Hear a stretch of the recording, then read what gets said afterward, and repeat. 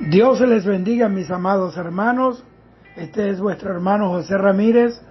Hoy continúo con el tema la lucha del cristiano contra las fuerzas satánicas, y para darle continuidad y a la vez finalizar este tema, debo hablarles del poder que tienen los ángeles caídos y cuál es su actividad con la que operan en el mundo. Los ángeles caídos componen un ejército infernal muy numeroso y se mueven por todas partes y tienen acceso en todo el mundo, poniendo en obra el plan destructivo de Satanás. Ellos son los ejecutores del plan del infierno. Estos ángeles caídos operan tanto en la naturaleza como en las mentes de los hombres. Es en la mente del hombre en donde se plantea la más brutal y salvaje batalla con el fin de dominar su voluntad y ponerlos al servicio del diablo y en esclavitud del pecado. Pero como ya lo he dicho, aunque tienen gran poder, ellos no son omnipotentes, ellos son seres limitados, ellos no tienen todo el poder ni pueden hacer todo lo que ellos quieran, sino que están sujetos a las mismas limitaciones que Dios les impone a los ángeles, que son santos también. Es decir, que estos ángeles, aunque son ángeles caídos, siguen siendo ángeles. Y así como los ángeles de luz, los ángeles fieles a Dios, tienen limitaciones, ellos también tienen limitaciones. Primero, que dependen de Dios y solo pueden,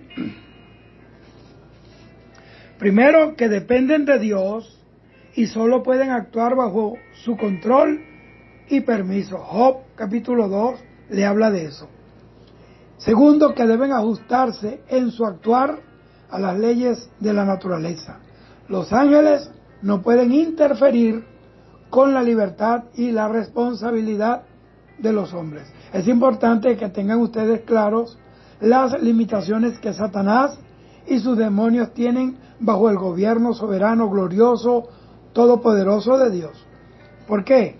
Porque por desconocer esto, muchos han caído en el dualismo, pretendiendo que Dios y Satanás son dos seres superpoderosos que están en una lucha entre iguales. Y no es así. Un ratón no es enemigo para un león, ni están en el mismo nivel de poder y de fuerza. Cuando decimos que Satanás resiste a Dios y que sus obras son contrarias a las de Dios, se debe entender que esa resistencia y oposición no tienen lugar sin el permiso de Dios, porque siendo el diablo perverso por naturaleza, está de más decirles, amados hermanos, que no se siente inclinado a obedecer la voluntad de Dios y que todos sus propósitos, sus intentos consisten en ser rebelde contra Dios. Mas, como Dios lo tiene atado y encadenado con el freno de su poder, solamente ejecuta aquello que Dios le permite hacer. Y por eso, quiera o no, tiene que obedecer a su Creador y él tiene que hacer todo lo que Dios quiere. Satanás ejerce señorío sobre los incrédulos y estos le pertenecen a él. Mateo 6:13, Juan 6:70. Los malos hombres, óigame bien, son llevados cautivos por el Satanás, sus demonios, y actúa Satanás y sus demonios en el corazón de los inicuos, de los incrédulos, de los pecadores que no quieren arrepentirse. Segunda de Timoteo 2:26. Mateo 6:13 dice: y no nos metas en tentación, mas líbranos del mal, porque tuyo es el reino, es de Dios, y el poder y la gloria por todos los siglos. Amén. Juan 7:70 dice: Jesús le respondió: no os he escogido yo a vosotros los 12 y uno de vosotros es diablo. El 71 dice: hablaba de Judas Iscariote, hijo de Simón, porque este era el que iba a entregarlo y era uno de los 12. Segunda de Timoteo 2:26 dice, y escapen del lazo del diablo en que están cautivos. Bendito sea el Señor a voluntad de Él. El diablo no es cualquier cosa. Mire cómo tiene al mundo arrastrado. Por otro lado, Satanás y sus demonios lanzan dardos en contra de la fe de los creyentes para debilitarlos espiritualmente. Efesios 6:16 dice, sobre todo tomad el escudo de la fe, con que podáis apagar todos los dardos de fuego del maligno. Primera de Pedro 5:8 dice, sed sobrios y velad, porque vuestro adversario el diablo, como león rugiente, anda buscando a quien devorar. Los demonios tienen la facultad de poseer el cuerpo y la mente de los incrédulos. Estas posesiones son de dos clases. Primero, aquellas en las que solo el alma era objeto del dominio de un espíritu inmundo, como en el caso de la muchacha poseída por un espíritu de adivinación, Hechos 16:16, también los magos y los profetas falsos. Segundo, aquellos en los que el cuerpo y el alma están sometidos a esta influencia de una manera total. La posesión es cuando un espíritu inmundo tiene control total de la voluntad de la persona y ejerce su total dominio sobre la mente de este hombre o mujer, sobre su alma, y muchas veces produce en la persona violentas agitaciones, produciendo gran sufrimiento tanto físicos como mentales. Yo lo he visto cómo se sacuden contra el piso. Esto lo comprueba los siguientes versículos, Mateo 4:24, y se difundió su fama por toda Siria, y le trajeron todos los que tenían dolencias, los afligidos por diversas enfermedades y tormentos, los endemoniados, lunáticos y paralíticos, y los sanó. Mateo 9:32-34 dice, mientras salían ellos, he aquí le trajeron un mudo endemoniado, y echado fuera el demonio, el mudo habló, y la gente se maravillaba y decía, nunca se ha visto cosa semejante en Israel. Pero los fariseos decían, por el príncipe de los demonios echa fuera a los demonios. Marcos 5:2 dice, y cuando salió él de la barca, enseguida vino a su encuentro de los sepulcros un hombre con un espíritu inmundo. Satanás es un criminal y su principal objetivo es causar la ruina del alma del hombre y esclavizarlo a tal punto que no tenga ni la voluntad ni el deseo de buscar la salvación que solo Jesucristo puede darle al hombre a través de su obra redentora en la cruz. Él ha sido homicida y mentiroso desde el principio. A Satanás no se le puede mirar como una persona natural. Él es un ángel caído de alta jerarquía, con gran poder. Por esa razón jamás, óigame, jamás podemos sondear las profundidades de su mente. Eso siempre será un misterio para nosotros porque somos hombres con capacidades limitadas. Pero por la gracia de Dios, las Escrituras nos dan suficiente información de Él para que sepamos cómo opera, cuáles son sus limitaciones, cuáles armas nos ha dado Dios para enfrentarlo en la lucha espiritual. Satanás es el perfecto ingenio del mal y nosotros como seres humanos nunca podremos concebir cuál es el grado de maldad pura que opera en Satanás. Las Escrituras nos exhortan a que aceptemos que existe Satanás y un ejército de las tinieblas que son de un nivel de maldad inimaginable para el hombre. No hay fuerza espiritual más sucia, más malvada y asesina que las fuerzas de las tinieblas que operan en este mundo bajo las órdenes de Satanás, ese criminal y asesino del universo. Esta lucha espiritual en contra de Satanás debe ser peleada por todos los creyentes en Cristo. Tú y yo tenemos esa tarea, pero sobre la base de la victoria de Jesucristo, que ya fue ganada en la cruz del Calvario. Es a raíz de esto que nosotros podemos enfrentar cualquier fuerza del mal. Fue allí en donde Jesucristo venció el pecado, la muerte y el infierno. Es debido al desconocimiento de la victoria de Jesucristo sobre Satanás, sobre sus ángeles, sus demonios, en la cruz del Calvario, que han surgido muchos errores en cuanto al tema de la guerra espiritual. Esta victoria de Jesucristo sobre Satanás y sus principados fue el cumplimiento de la derrota sobre Satanás anunciada por el mismo Dios Padre luego de la caída del hombre en el Edén, allá en Génesis capítulo 3, versículo 15. Pero esto no implica que Satanás haya dejado de existir o que se haya rendido. Él estará activo en su campaña del mal y en oposición a Dios hasta el día que sea lanzado al lago de fuego y azufre, y esta victoria sobre él tampoco implica que el creyente deba andar negligentemente descuidado, como si Satanás no estuviera activo, acechando para derribar al creyente con sus tentaciones y hacer que caiga de la gracia de Dios, porque Satanás sabe que la paga del pecado es la muerte y la condenación, y que el que peca es esclavo del pecado y el emperador del pecado es Satanás. Nos va a atacar hasta que estemos en el cielo o hasta que muramos y seamos levantados por el Señor al cielo. Pero solamente allí en el cielo podemos decir que cesó la persecución, estamos seguros. Bendito sea el Señor. Entonces, si vamos a estar en contra de Satanás, debemos conocer cómo actúa Satanás en la tierra. Primero, su principal arma siempre ha sido la astucia, la mentira y el engaño. En Génesis capítulo 3 hallamos el primer contacto que Satanás tiene con el hombre, su fin, presencia en el Edén. O sea, ¿cuál fue la razón de que él estaba allí?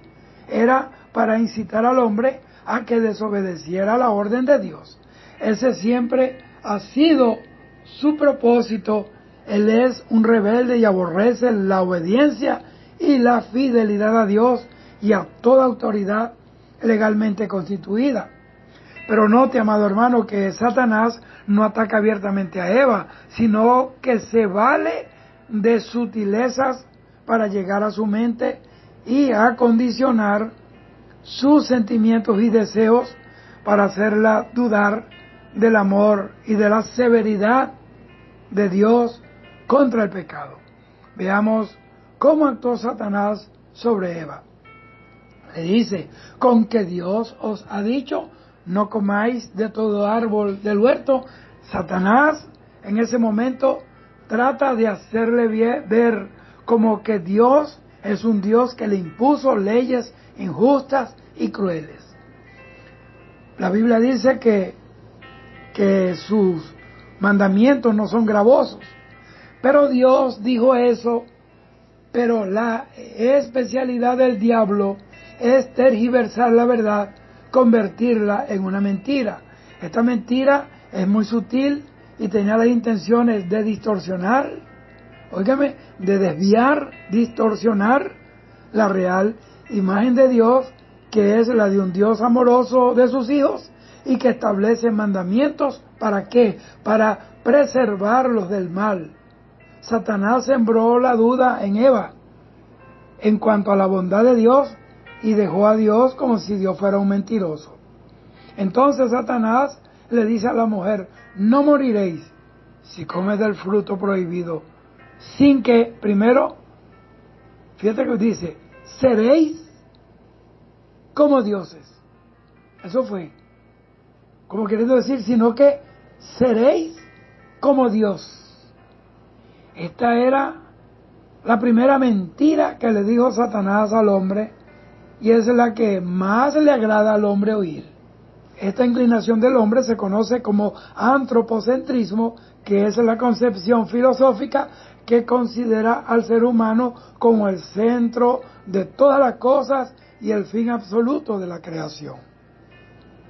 Satanás le dice: tú eres lo más importante del mundo, eres la corona de la creación, y comenzó a agitar el ego de Eva, y entonces, como queriendo decirle: ¿por qué no vas a tener derecho de comer de este fruto? Si eres la corona de la creación, tú te lo mereces. Dios te entregó en tus manos todo el huerto. Un fruto no te hará daño ni te va a hacer ofender a Dios, y no te preocupes por lo que Dios piense de ti, porque Él es bueno y Él es fiel. Él lo entenderá, Él te va a entender. Haz lo que quieras y vive tu vida. Mire, ese método, óigame usted, que Él utilizó en el Edén es el mismo modus operandi que Él sigue usando para engañar a las personas y tentarlos a desobedecer a Dios y apartarlos de la gracia y el camino de Dios. Satanás es muy astuto, y es precisamente la debilidad del hombre la que lo hace vulnerable a sus ataques y a sus tentaciones. Él es especialista en tergiversar la palabra de Dios, y nosotros somos especialistas en creerle la mentira si no nos agarramos de Dios. Miren, Satanás siempre presenta sus tentaciones de acuerdo a las debilidades de la gente.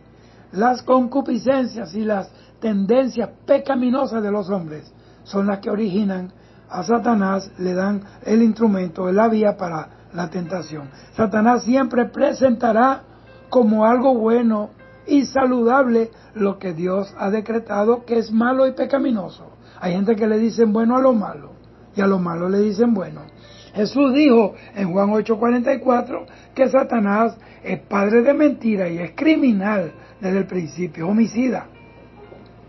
Él es quien siembra la cizaña en el mundo, eso está en Mateo 13:39. Él es quien está detrás de los hombres que sirven de tropiezo para que otros conozcan la gracia de Dios. Mateo 13:41, ahí dice: enviará el Hijo del Hombre a sus ángeles y recogerán de su reino a todos los que sirven de tropiezo y a los que hacen iniquidad.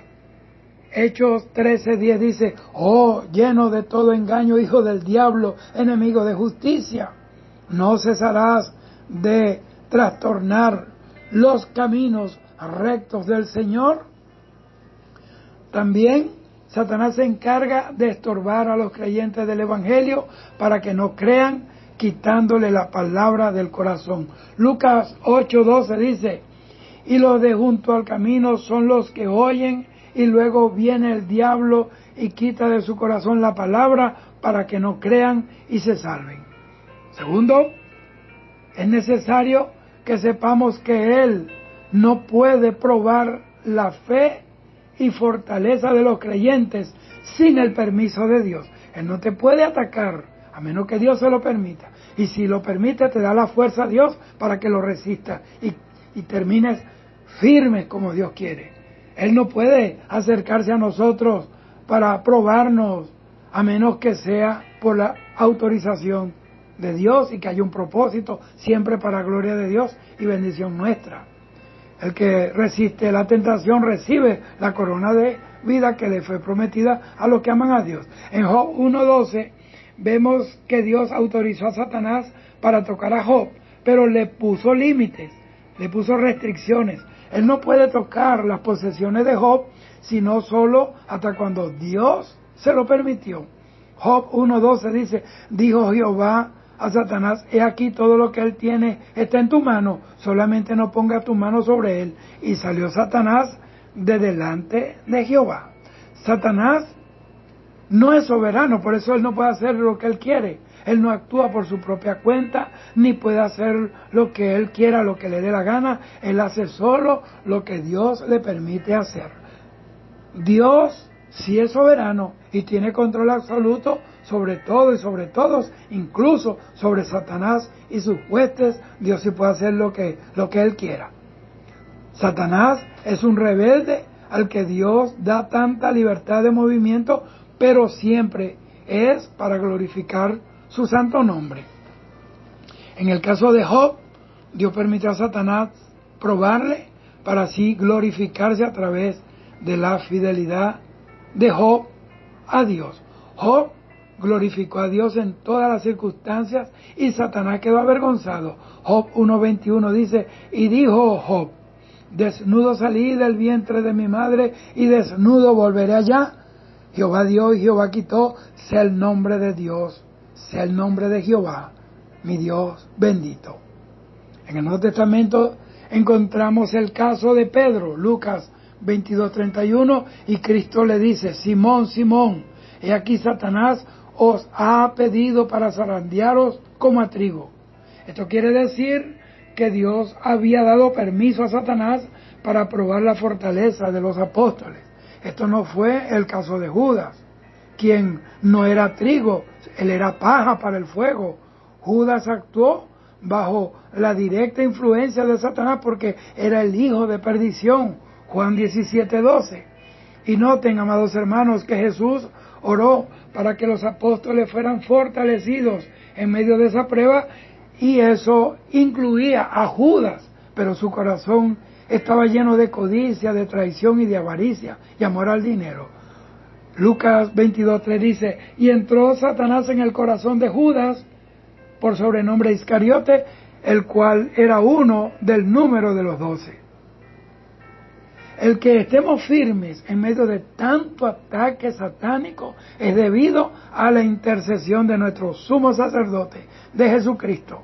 Satanás pudo hacer con Judas lo que quiso porque él era suyo. No pertenecía al reino de Dios, sino que era hijo de perdición.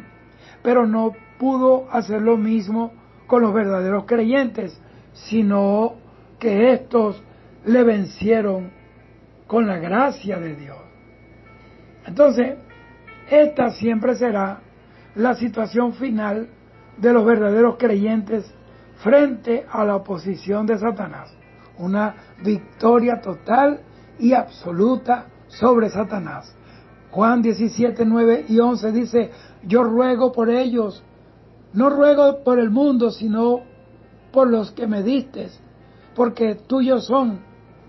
Y ya no estoy en el mundo, mas estos están en el mundo, y yo voy a ti, Padre mío, a los que me has dado, guárdalos en tu nombre, para que sean uno, así como nosotros. Juan 17:12 dice, cuando estaba con ellos en el mundo, yo los guardaba en tu nombre, a los que me diste, yo los guardé, y ninguno de ellos se perdió, sino el hijo de perdición, para que la Escritura se cumpliese. Esta realidad la encontramos en el Nuevo Testamento, en la tentación de Jesús. Mateo 4:1-11, ahí léalo. Porque Satanás, sabiendo que Jesucristo era el segundo Adán, le repite al Señor la misma astucia que usó en el Edén para tentar al Señor. Esta tentación consiste en que Jesucristo utilizara de manera indebida su poder, es decir, para satisfacer sus propias necesidades al margen de la voluntad del Padre. Esta tentación fue para dar una demostración de su obediencia al Padre, y así él demostró que era el Mesías prometido. Y también para demostrarnos que toda tentación es resistible con el poder del Señor y por la obediencia a Dios y a su palabra. Satanás siempre le ofrece al creyente un camino más fácil y rápido para lograr las cosas al margen del camino de Dios, ese margen que Él estableció en su palabra. Si resistimos sus tentaciones, Él se irá avergonzado, pero volverá con otra tentación nueva, porque Él nunca se dará por vencido y lo intentará una y otra vez. Lucas 4:13 dice que el tentador le dejó por un tiempo, quiere decir que volvió, pero luego vino con más tentaciones sobre el Señor Jesucristo. Las tentaciones te seguirán hasta las puertas del cielo, hasta el día que tu corazón se detenga. La Biblia nos presenta a Satanás como un ser osado que no desaprovechará ninguna oportunidad para tentar al verdadero creyente y conducirlo al menos a la desobediencia de los mandamientos de Dios, y es en ese momento cuando el cristiano pierde su autoridad sobre el enemigo. Pero tenemos la promesa de Dios que los que han nacido del Espíritu y tienen la fe en Jesús han vencido al mundo y a Satanás. Hay tres cosas que todo cristiano debe cuidar: su salvación, su unción y su testimonio ante Dios y los hombres. Así como cualquier constructor necesita materia prima para trabajar, Satanás también utiliza la debilidad de los creyentes como materia prima para su causa maligna. Efesios 5:11 dice: y no participéis en las obras infructuosas de las tinieblas, sino más bien reprendedlas. En Primera de Crónica 21, ahí encontramos que Satanás incitó a David para que censara al pueblo de Israel, y eso lo hizo con motivos egoístas y fue tomado por Dios como un pecado, porque el versículo 7 dice: asimismo esto desagradó a Dios e hirió a Israel. Ese censo de David fue un pecado contra Dios. En el primer libro de Crónicas, capítulo 21, encontramos la narración del censo que David hizo en el pueblo de Dios, que produjo que el pueblo de Dios fuera, el pueblo de Israel fuera herido por Dios por causa de la desobediencia de David. Pero la Biblia nos enseña que quien estuvo detrás de ese censo pecaminoso no fue David, fue Satanás que lo incitó. Él aprovechó la debilidad de David, quien de seguro había dejado entrar la arrogancia en su corazón y deseaba alimentar su orgullo, su ego, conociendo el poderío que tenía bajo su manto, cuántos soldados tenía, todo lo que estaba bajo su mando. Entonces él olvidó que Dios fue quien le había dado la victoria sobre sus enemigos y no el número de sus ejércitos. David no fue poseído por Satanás, como si fue el caso de Judas, pues, sino que Satanás aprovechó el descuido y la debilidad de David para hacer que Dios destruyera a Israel. Pero David se arrepintió y construyó un altar para Dios, hizo sacrificio de paz y Dios detuvo la mortandad en el pueblo. Porque, mira hermano, Satanás odia al pueblo de Israel de la misma manera que odia a la iglesia de Jesucristo y a todo lo que tenga que ver con el reino de Dios. Él sabe que si destruye a Israel, la profecía no se cumplirá, porque sin Israel no hay futuro, no hay profecía. Y él entonces quedaría sin castigo, quedaría libre, pero jamás va a ocurrir eso, porque el plan de Dios es perfecto, es indetenible y se tiene que cumplir. Pedro se convirtió en un vocero de Satanás y él era un apóstol del Señor. En Mateo 16, 22 y 23 habla de eso y vemos a Pedro convertido en un portavoz de Satanás, porque Pedro era un hombre y todos los hombres no concebimos la idea del sufrimiento y siempre quieren optar por el camino fácil, sin la cruz, sin las persecuciones, sin la corona de espinas. Pero el plan de Dios para nuestra salvación contenía el que Jesús muriera asesinado de una manera dolorosa, cruel, vergonzosa, en la cruz del Calvario, que era nuestro lugar. Él tenía que morir por nuestros pecados y resucitar al tercer día para asegurar nuestra salvación eterna. Pedro no estaba poseído por Satanás, pero en su debilidad humana y falta de comprensión del plan divino, estaba favoreciendo la causa del enemigo, quien pretendía desviar el propósito divino para entorpecer la redención de la humanidad a la manera de Dios. Hoy la gente quiere salvarse y llegar al cielo a su manera. Mateo 16, 22 y 23 dice: entonces Pedro, tomando aparte a Jesús, comenzó a reconvenirle diciendo: Señor, ten compasión de ti. En ninguna manera esto te acontezca. Pero él volviéndose dijo a Pedro: quítate delante de mí, Satanás, me eres tropiezo, porque no pones la mira en las cosas de Dios, sino en las de los hombres. También tenemos el caso de Ananías y de Zafira, quienes fueron inducidos por Satanás para que mintieran al Espíritu Santo, y eso le costó su vida. Y no solamente su vida, sino su salvación. Hechos capítulo 5, versículo 3. Satanás puede influenciar el corazón de aparentes creyentes y conducirlos a pecar a tal profundidad que hasta se atrevan a mentir al Espíritu Santo. Ananías y Zafira actuaron conforme a las maldades que habían en sus propios corazones. Eran avaros, amantes del dinero más que de Dios, y eran hipócritas. Su orgullo los llevó a aparentar una fidelidad y bondad que no tenían al entregar el dinero para que le dieran a los pobres. El Señor conoce los corazones y las intenciones del corazón, y Pedro vio que Satanás les había llenado el corazón, aprovechando la hipocresía y el orgullo malsano que había en sus corazones para incitarlos al pecado contra el Espíritu Santo. Las consecuencias fueron terribles. Dice que el justo juicio de Dios cayó sobre ellos, causándole la muerte instantáneamente, y se fueron al infierno.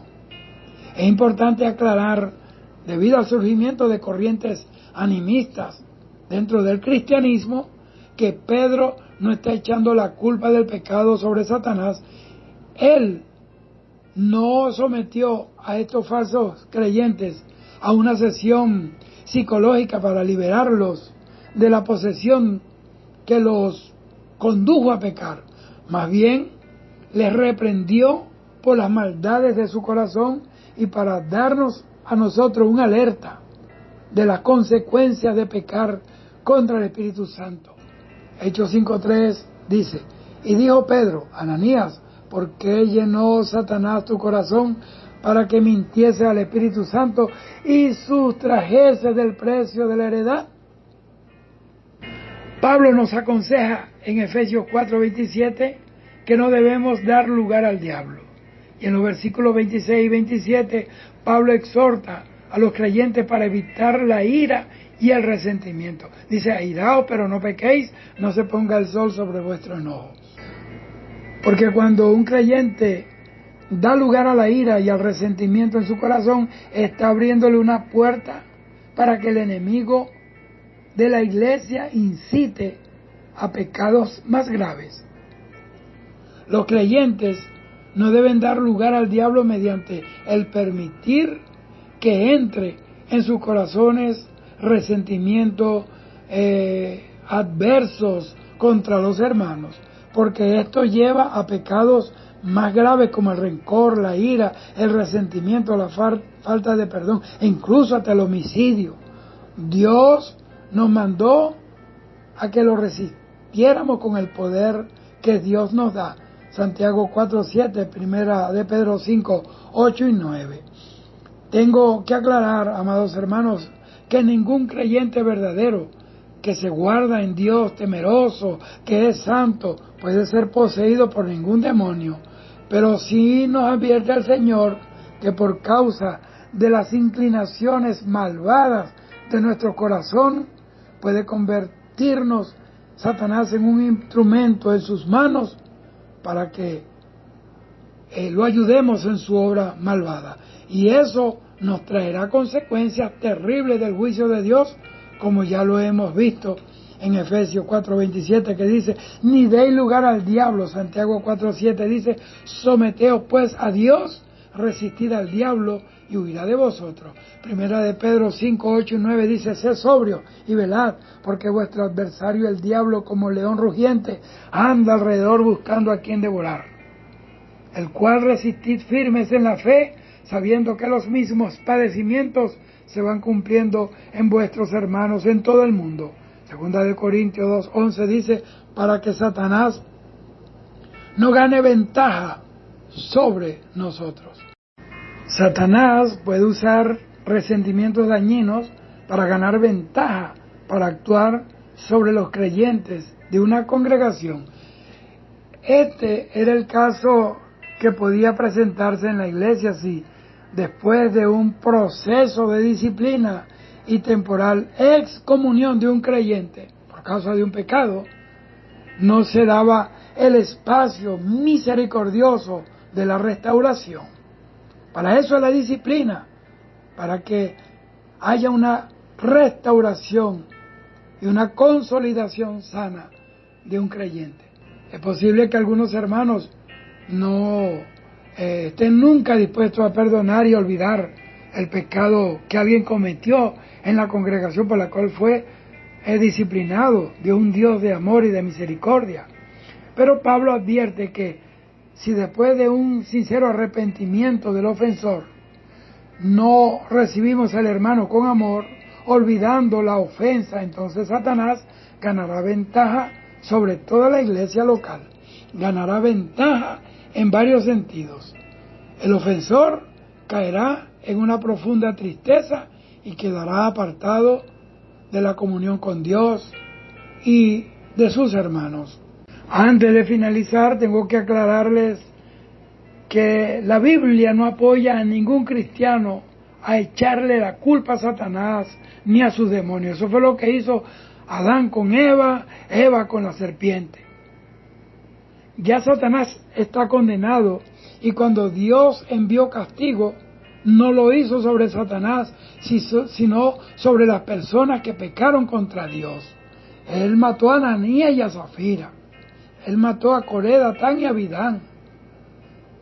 Él mató a Abiú y a Nadab en el altar.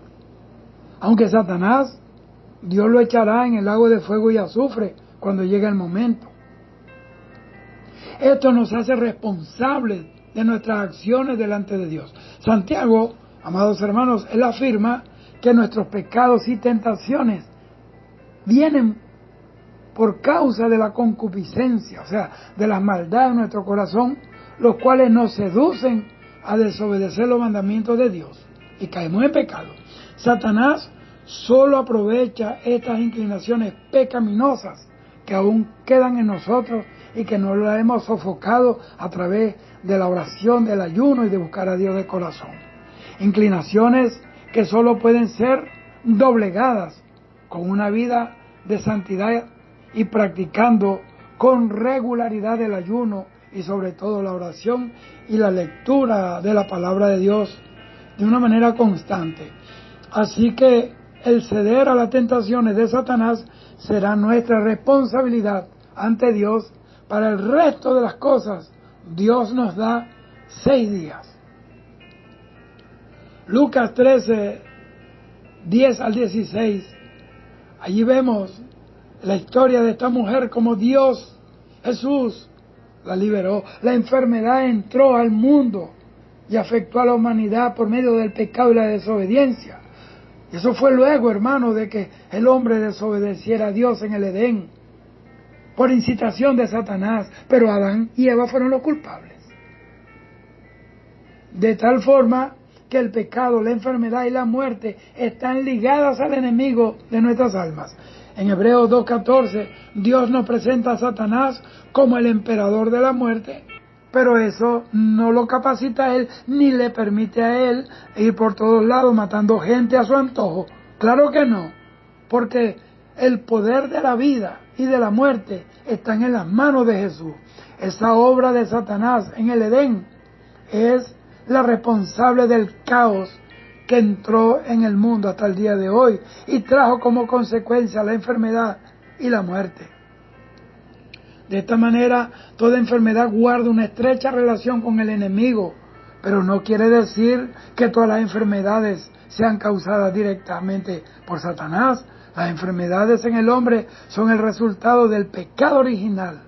Eso está claro, y no necesariamente obedecen a pecados personales ni a la influencia directa de demonios. Es necesario tener bien claro que hay mucha confusión, por eso lo digo, en torno a este tema. Algunos ven detrás de cada enfermedad, incluso en los creyentes, las acciones directas de algún espíritu maligno. y para la curación de los enfermos primero hay que hacerle un exorcismo. Pero esta enseñanza no está en la Biblia, ni tampoco Jesús ni sus apóstoles, ni la enseñaron ni la practicaron. En la mayoría de los casos, cuando sanaron enfermos, ellos no reprendieron espíritus demoníacos, sino que le impusieron las manos en el nombre de Jesús. Mire, Santiago 4:14 dice: ¿está alguno enfermo entre vosotros? Llame a los ancianos de la iglesia y oren por él, ungiéndole con aceite en el nombre del Señor, y la oración de fe salvará al enfermo y el Señor lo levantará. Y si hubiese cometido pecado, le serán perdonados. Hay enfermedades que son causadas por espíritus inmundos, eso es innegable. Yo tengo mucha experiencia con estos espíritus de enfermedades en mi ministerio, pero no siempre es el caso. Hay enfermedades causadas por no cuidar la alimentación o por causa del desgaste físico natural del cuerpo, por la degeneración de los cuerpos que viene a causa del pecado original. Como también la Biblia nos enseña que Jesús sanó a muchas personas que estaban poseídas por demonios y que estos eran la causa directa de la enfermedad, como veremos más adelante. Ahora, este pasaje deja ver que la mujer piadosa estaba siendo afectada por un espíritu malo que la había influenciado para degenerar sus huesos, inclinarla y atarla a una joroba, lo cual indica que Satanás puede afectar el cuerpo y causar enfermedades directas. Mire, a Job le produjo una sarna pestilente. La mujer no estaba poseída por un espíritu, pero sí estaba siendo afectada físicamente por uno de ellos.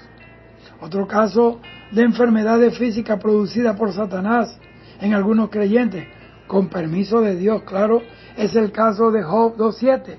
Entonces salió Satanás de la presencia de Jehová e hirió a Job con una sarna maligna desde la planta del pie hasta la coronilla de la cabeza. Mire, y Job era un siervo de Dios perfecto, apartado del mal, temeroso de Dios, el cual había agradado al corazón del Señor por su eminente vida piadosa. Job, capítulo 1, versículos 1 y 8. Pero este santo es afectado por una enfermedad. Yo no le estoy dando un pedestal para que usted cuelgue una enfermedad allí y diga que todo tiene que estar allí. No, usted tiene que resistir al diablo, usted tiene que tener una vida espiritual. Cuídese, cuide su vida, cuide su cuerpo, su templo, el templo de Dios.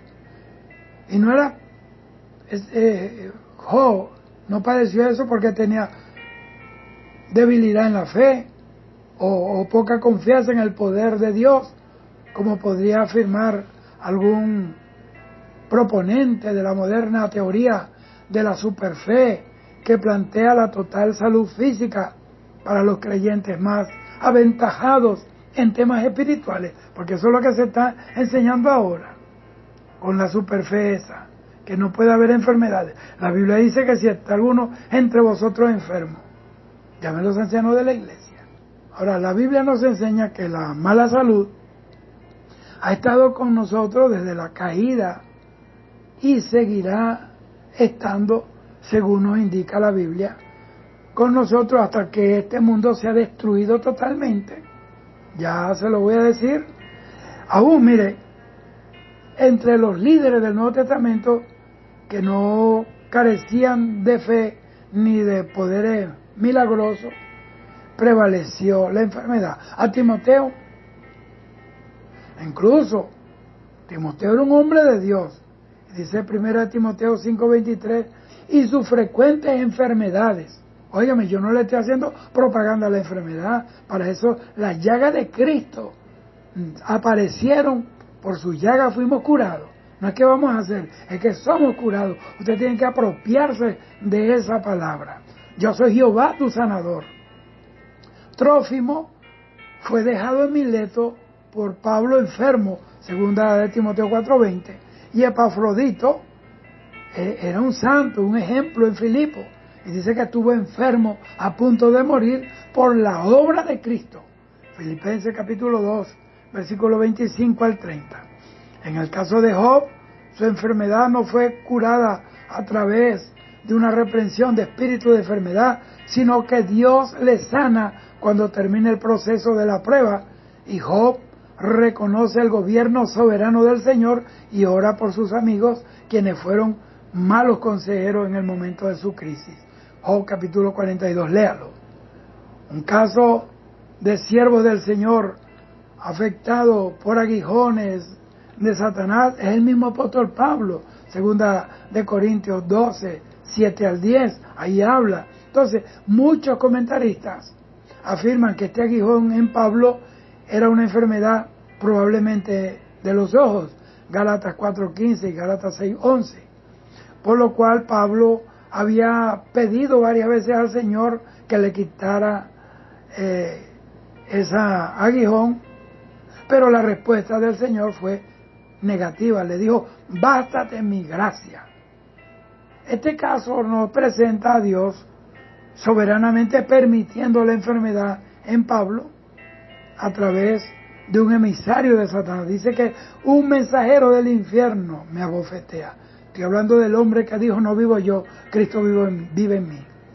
Hermanos queridos, no se descuiden, reprendan al diablo, cuiden su cuerpo, cuiden su alimentación, no coman cosas que le dañen su organismo.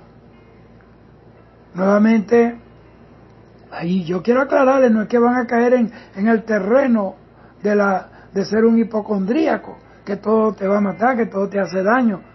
Cuando todas las cosas con la oración de fe, nuestros alimentos oramos y son santificados. En esto vemos cómo Satanás está obligado a servir al Señor en sus planes.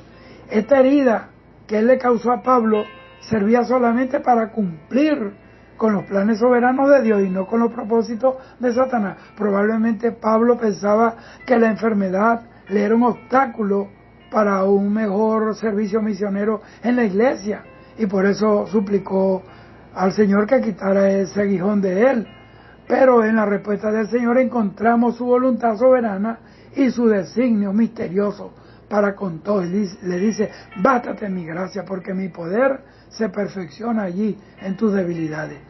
Ahora, ¿cuántas veces nosotros hemos instruido, vamos a decirlo entre comillas, al Señor en cómo deben ser las cosas y le hemos ordenado que haga milagros a favor nuestro para un mejor servicio, pensando que nuestra sabiduría es más alta que la sabiduría celestial? Pero cuán torpe de verdad somos a pensar de esta manera. Las situaciones difíciles y adversas no siempre son un obstáculo para el mejor servicio al Señor. Muchas veces son nuestros aliados, se convierten en nuestros aliados, nuestras herramientas para servir a Dios y para evitar la vanagloria, la arrogancia y la apostasía, y entendamos que nosotros no podemos, pero que el Señor todo lo puede porque de Él es todo el poder. En Gálatas 4:15 dice, porque os doy testimonio de que si hubiese podido os hubiera sacado vuestros propios ojos para dármelos. Y Gálatas 6:11 dice, mirad cuán grandes letras, con cuán grandes letras os escribo de mi propia mano. Eso da la idea pues de que el hombre tenía problemas en los ojos. Entonces, vemos cómo Dios todas las cosas las canaliza para la gloria de su nombre. Entonces, vemos que aún Pablo reconoció que Satanás puede estorbar, quiero ir un poquito más allá, en algunas ocasiones a los hijos de Dios. Primera de Tesalonicenses 2:18 dice, por lo cual quisimos ir a vosotros, yo Pablo, ciertamente una y otra vez, pero Satanás nos estorbó. Pablo, Sila y Timoteo, ellos deseaban volver a Tesalónica y lo intentaron varias veces, pero siempre surgieron obstáculos. Satanás había desatado una persecución en contra de Pablo y generó una serie de impedimentos que le dificultó seguir con el viaje programado. El hecho de cómo Satanás ejerce una poderosa influencia en los asuntos de los hombres, especialmente cuando están tratando de promover los intereses del reino de Dios, es suficientemente claro en otros pasajes como Job 1, 6 al 12 y Zacarías 3, 1 y Daniel capítulo 10. Sin embargo, Dios reina siempre en forma suprema, soberana, encauzando el mal siempre para bien. Segunda de Corintios 12, 7 al 9, y lea todo el libro de Job para que usted vea cómo Job terminó más bendecido que antes, 3 veces más bendecido, tuvo 10 hijos mejores que los que murieron, porque eran disolutos, le gustaba la comilona y las reuniones, y las 3 últimas hijas fueron las más hermosas sobre la tierra. Bendito sea el Señor. Aun cuando el diablo pretende cortar astutamente el camino, deteniendo el avance aparentemente, el secreto plan de Dios jamás fracasará. Óigame bien, Satanás puede atajarnos, impidiéndonos realizar lo que por el momento nos parece a nosotros mejor, pero los caminos de Dios son siempre superiores a los nuestros. Nuevamente, en estos casos nos encontramos que los apóstoles o misioneros inicien una labor de guerra espiritual reprendiendo espíritus malignos o potestades. También Satanás puede actuar a través de la fuerza de la naturaleza. Satanás puede utilizar la fuerza de la naturaleza para crear caos, con el permiso de Dios, por supuesto. Job 2:7, Job 1:16, ya hemos visto que Satanás no es omnipotente, pero es poderoso. No dude de eso, con el permiso de Dios. En el caso de Job, él produjo la enfermedad, produjo rayos, fuegos sobre los siervos y los rebaños de Job, Job 1:16, y produjo también fuertes vientos huracanados que produjeron la muerte de los hijos de Job, Job 1:19. Entonces es importante advertir nuevamente que aquí no encontramos a un ser que puede hacer todo lo que él quiera, porque su poder es derivado y es restringido por Dios. Satanás tiene un papel servil en la historia de Job, léalo. Tras quitarle a Job su riqueza y comodidades materiales, es echado a un lado como algo que ya no interesa y no se le menciona. Me estoy refiriendo a Satanás. Una lección que aprendemos en Job, entre muchas otras cosas, es que todo poder y autoridad pertenecen a Dios. No hay dualismo en este asunto. Bendita sea la gloria del Señor. Job 2:7 dice: entonces salió Satanás de la presencia de Jehová y hirió a Job con una sarna maligna desde la planta del pie hasta la coronilla de la cabeza. Job 1:16 dice: aún estaba hablando cuando vino otro que dijo: fuego de Dios cayó del cielo que quemó las ovejas y a los pastores y los consumió. Solamente escapé yo para darte la noticia. Óigame, ese no fue fuego de Dios, ese fue fuego de Satanás. Entonces Satanás puede utilizar a los hombres que están bajo su influencia para llevar caos a las naciones y oposición al reino de Dios. Lea Daniel capítulo 10, versículos 12 y 13. Ahí un príncipe se opone a la llegada del arcángel Miguel, que trae una respuesta a la oración de Daniel. Ese príncipe no es el rey de Persia, como algunos comentaristas han dicho. ¿Por qué? Porque aquí no se está hablando de una lucha espiritual.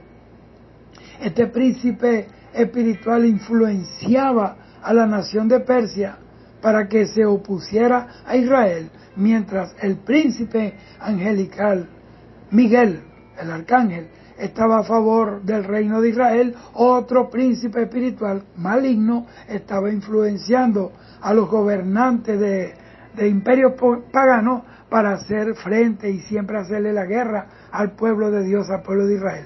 Ahora, es importante aclarar que Daniel no hizo guerra espiritual para que Miguel venciera a este príncipe satánico. Él desconocía lo que ocurría en la esfera espiritual. Para aquel tiempo el tema de la guerra espiritual no se conocía, no se manejaba como ahora. Entonces es peligroso y va más allá de las escrituras el meterse en asuntos que no nos competen. Lea Judas 9, segunda de Pedro 2, 11 y 12. Nuestra batalla se encuentra relacionada con la influencia de Satanás para dañar nuestra fe, nuestra práctica y nuestra confianza en el Señor. Judas 9 dice, pero cuando el arcángel Miguel contendía con el diablo disputando con él por el cuerpo de Moisés, no se atrevió a proferir juicio de maldición contra Satanás, sino que dijo, el Señor te reprenda.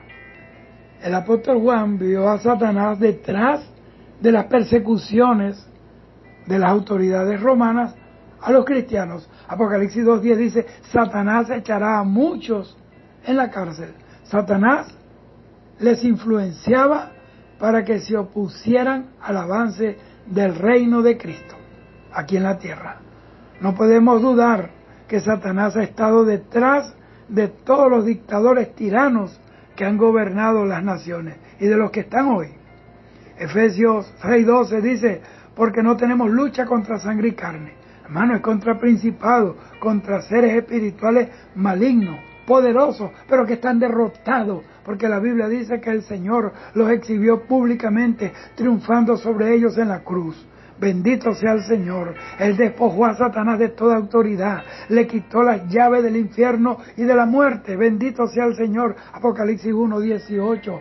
Dice también la palabra, Romanos 16:20, que el mismo Dios de paz aplastará en breve a Satanás bajo la planta de nuestros pies. Todo reino, todo dominio, toda autoridad, todo principado está bajo el dominio y el poder de Jesucristo, porque a Jesucristo le fueron entregadas todas las cosas, todo poder, toda dignidad, toda autoridad, todo honor, toda gloria, toda magnificencia, toda sabiduría, todo poder está en las manos del Señor. Bendito sea el Señor, y eso incluye al reino de las tinieblas, porque delante del Señor se doblará toda rodilla. Él es el Señor, no hay otro, solo Cristo. Bueno, yo pienso que esto debe servir de mucha ayuda para ustedes, amados hermanos, porque estamos en la guerra final, estamos en la guerra más terrible que se ha podido librar desde que el hombre está sobre la tierra. Estas son las batallas más grandes. El infierno ha sido vomitado por el mismo diablo, sus demonios están sobre la tierra destruyendo como nunca, pero también nosotros hemos recibido un poder sobrenatural. Somos la iglesia, el remanente fiel de Jesucristo, que tenemos la autoridad de Cristo y la autoridad basada en nuestro testimonio, en nuestro temor a Dios, nuestra santidad. Bendito sea el Señor, nuestra integridad. Nos hemos guardado del mal, de la falsa doctrina, de la apostasía, del amor al dinero, de negociar con el mensaje, de negociar con la palabra, de no hacer negocio con el ministerio que Dios nos ha dado, porque debemos dar de gracia lo que de gracia hemos recibido. Que de nuestro sustento, nuestro sostenimiento y de nuestra familia se encarga Dios, porque Él es responsable. Así que Dios te bendiga hoy, mañana y siempre. Y recuerda, Cristo viene, el rapto está a la puerta. Métete esto en tu cabeza y en tu corazón. Cristo viene por su iglesia, y los que estén preparados se van, los que estén descuidados se quedan. Dios te bendiga. Shalom.